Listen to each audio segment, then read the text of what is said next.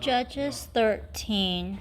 So this is the birth of Samson, and the I know the story of Samson pretty well, but the before the birth of Samson, where the account that is saved here in chapter 13, I actually don't remember it very well, and it's actually very interesting that the angel of the Lord appeared to Samson's mom, and uh, that is actually the Lord himself, I guess, because they said that they saw God.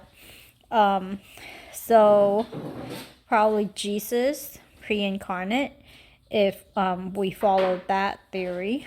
But so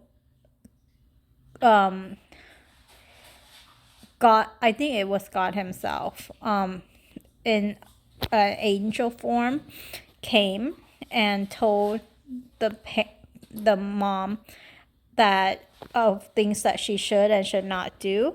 And then the husband, Manoah, prayed to the Lord, "Pardon your servant, Lord, but I beg you to let the man of God you sent to us come again to teach us how to bring up the boy who is to be born."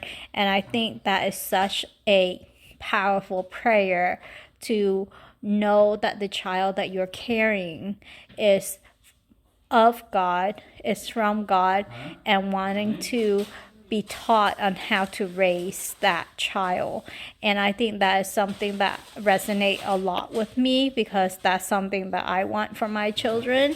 And I think we have a benefit, a privilege of having the Bible, and the Bible have a lot of teachings and wisdom and proverbs, and like it show us the heart of God. And so that's why, to want to raise your children up knowing that they're from God, knowing that they're special, that it's a privilege to have them in your life.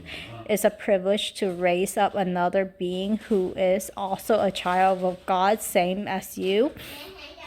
All of that is such a blessing, and it's also a very big responsibility, and asking God for help is really wise. So that resonated a lot with me. It's interesting that the angel of God came again to the woman, and then the woman went and got her husband, and then the angel or God pretty much said that she must do everything I have commanded her. And then they wanted to offer it, and then the woman is the one who knew that they are not gonna die, even if they did see God, because the Lord like accepted their burnt offering and grain offering. And so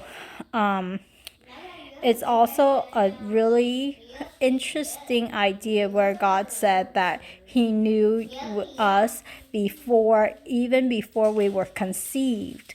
And so that idea is really hard for me to wrap my head around, but he raised up people who is going to be used by him, like Samson and Samuel and David, people like that. And so we were born for a reason, and each life has meaning, has purpose, and the purpose is to do God's will and to love God and to love other people.